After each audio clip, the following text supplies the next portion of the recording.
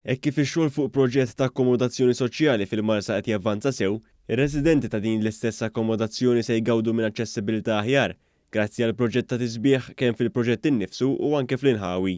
Il-proġett jinkludi żvilupp ta' passaġġi u rampi li jiffaċilitaw l-aċċessibilità tar-residenti, filwaqt li għaddejja ħidma li tindirizza l-problema ta' dislivel li hemm f'din iż-żona.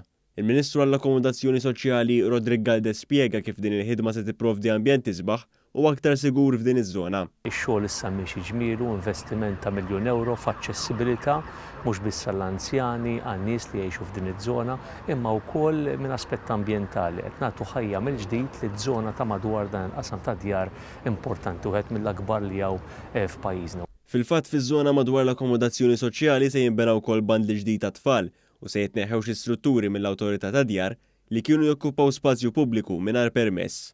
Din il-ħidma fil-Marsa hija biss proġett wieħed minn tlieta li qed isiru f'Santa Luċija u l-Mosta u kollu huma ffinanzjati minn fondi Ewropej. Hawnhekk il-Marsa biss l-ispiża hija ta' €1.1 miljun biex juri l-commitment li għandu il-Gvern flimkien mal-Kummissjoni Ewropea illi jara illi dawn il-fondi jintużaw ukoll b'mod soċjali biex bil-landscaping illi ħajsir propju l-Marsa u fil-postijiet l-oħra li semmejt naraw illi l-familji tagħna jkollhom kwalità ta' ħajja aħjar.